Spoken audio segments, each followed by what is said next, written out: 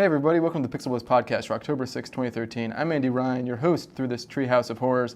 If man is 5 and the devil is 6, well then my co-host is 7. Dave DeWart, what have you been playing this week? Not 7.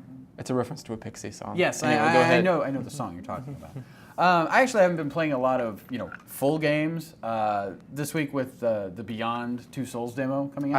I haven't even downloaded that yet. I've played through it. It's like a 45-minute playthrough, maybe a little bit longer if you're like me and you suck at screen prompts. Yeah. And it's kind of cool. It makes me excited for the game.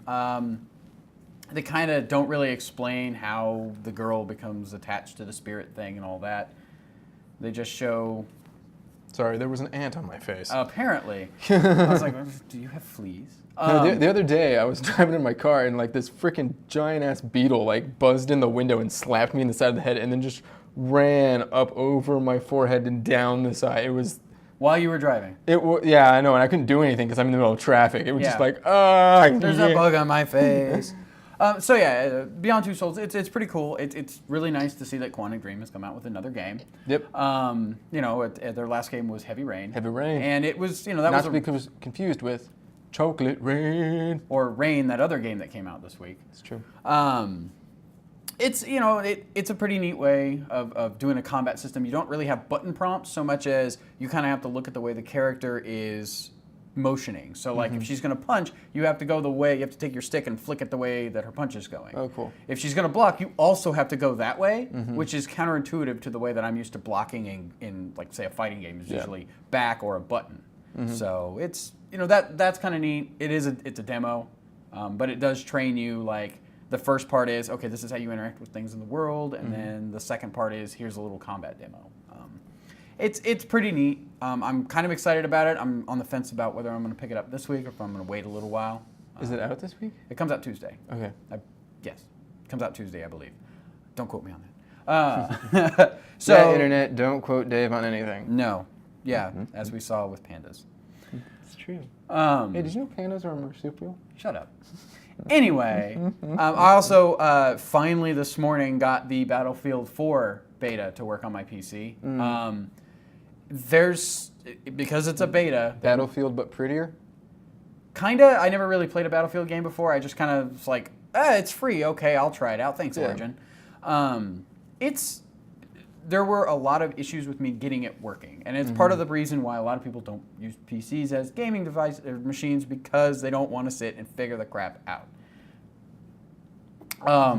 But like a lot of the issues I was having was, it would get into the game and it would run like crap because the settings were turned all the way up. Like it was turned up to, hey, you've got the most badass PC machine ever settings, and when you tried to change the settings, it crashed the game. Interesting. So I had to download like the latest NVIDIA beta drivers and then use their optimizer to get it to work. And then it was like, oh, you're going to run everything at 1080p, but it's going to be at the lowest settings possible. Runs fine. It's a Battlefield game. You run around, you shoot guys, you blow stuff up. One of my big quibbles with it is you have to launch it from a browser because of how the battle log works, I guess. It's like your profile, right? Like weird. Yeah, it is a little odd. Now I don't know how it works on the PS3 and the 360. I'm sure. I assume theirs are a little bit more streamlined and whatever, and you don't have the I have to change the settings thing. I imagine. But it runs well. It's I played like 20 minutes of the Battlefield 3 beta when it came out a couple of years ago. Having that be the only experience I've got with Battlefield, other than the negative trying to get it to work. Once it works, it runs beautifully, and it's kind of fun. The match I played was like a point capture. Lots of destruction. Yeah. When I got into the game, I think it was about it was about a quarter over. So like some of the buildings were already destroyed. Nice. So I really don't know the layout of the map, and I think they only have the one big map in the beta, which is pretty standard. Per beta, yeah. Yeah. That's how Killzone was. That's how I believe Battlefield 3 was just the one map. But it runs well. I had a lot of fun with playing it. It's slightly unrealistic in that if you get shot with a, machine gun mounted on a tank, you're probably not going to get back up. No matter how awesome you are, you're going to take a 50 caliber anywhere, you're dead. That's true. So, and I remember shooting like 8 or 9 guys like 5 or 6 times each and them not dying. So that's just video games being video games. Yeah. But, it's fun. I'm not really super excited about Battlefield 4 because I'm not a big Battlefield guy. I'm not really a big Call of Duty guy either. But if I had to choose one of the two, I'd probably choose Battlefield. So what have you been up to this week? Well, after last week's show, Dave and I went to GameStop. Yes. And they were having a 50% off sale, and I picked up a few games that had always been on my ooh, I want that list, but not very high on my ooh, I want that list. It was, it had to get under the like $15 mark or whatever. Yeah. So I picked up Syndicate and Singularity. Yes. Yeah. Pete, thanks for the points, by the way. They're racking up nicely. I'm sure. I've been having Dave pick up a lot of stuff for me from GameStop because he has the PowerPoints card. Well, and you've just been using my card when I do, so you can get it for like 10% cheaper or whatever. Yeah. So anyway, I played Syndicate first because that was the first one that jumped out at me.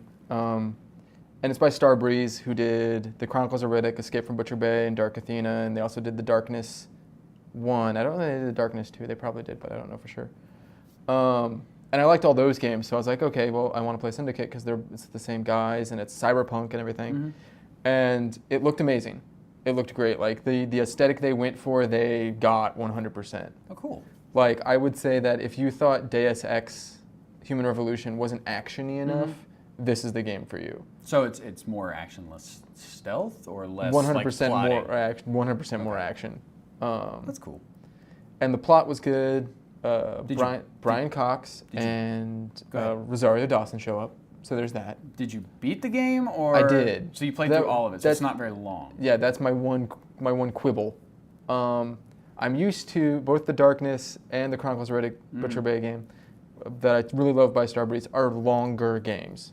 As in 12 hours? Yeah. So this Chronicles of Butcher Bay is probably more than 12 hours, but Darkness was right around 12 hours. But for a modern shooter, they are a longer shooter. Yeah. Because, when you think Call of Duty's single player is only 4 to 5 hours. Yeah, they're more in the line of like a Half-Life. Yeah. Or a Half-Life 2. Because Half-Life 2 was like 10 hours. Yeah. Like, I think the first time I played through it, I beat it in 10 hours. Yeah, I would say that Darkness was probably a little bit longer than that. Yeah. And Butcher Bay was definitely longer. Anyway, this was shorter. This was definitely in the 6-hour range. And it was just a setup. Like, the whole single player, the story was great and everything, but it was a setup for the co-op multiplayer. Oh. Which would be totally cool, but it's just not my thing. But I liked it. I don't know, I paid, $8 for it probably because it was a 50% off sale. Yeah, it was. You didn't pay hardly anything for it. I got both games for less than $20. Yeah, so it was definitely worth what I paid for it. Yeah. I really enjoyed it, and I'd probably go back and play it again eventually. Just other than it just being a straight shooter, were there any like crazy little RPG elements where you can upgrade stuff? You can upgrade stuff, but it really doesn't matter that much. The coolest thing about it was the aesthetic of like you have this chip in your brain and how the chip interacts with the world. So it is kind of Deus Ex, but with more explosions, less way more sneaky. Explosions. And Skrillex.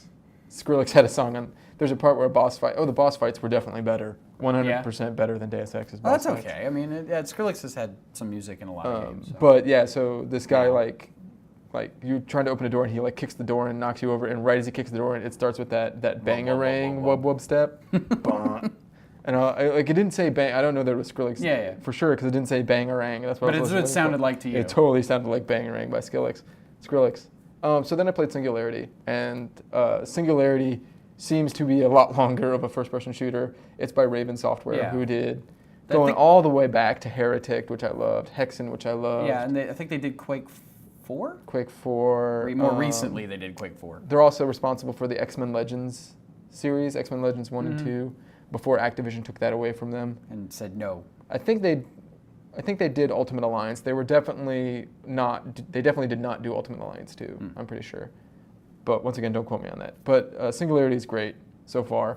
It's kind of this really weird alternate history, Soviet Union thing. Yeah. I vaguely remember the one thing that I've seen of it was we were like running around in this abandoned factory or something, and then you just like get transported back to before that factory blew up like 30 years ago or something. Yeah, it was really cool. I liked it. That's cool. And so far I'm really liking it. I've sunk about 5-6 hours into it, and I'm really enjoying it. That's cool. So what we're doing this week and what we're doing all month is we are going to be back here in a few days, and talk to you guys about something Halloween-esque. We'll Maybe use that. Halloween-y. Roast?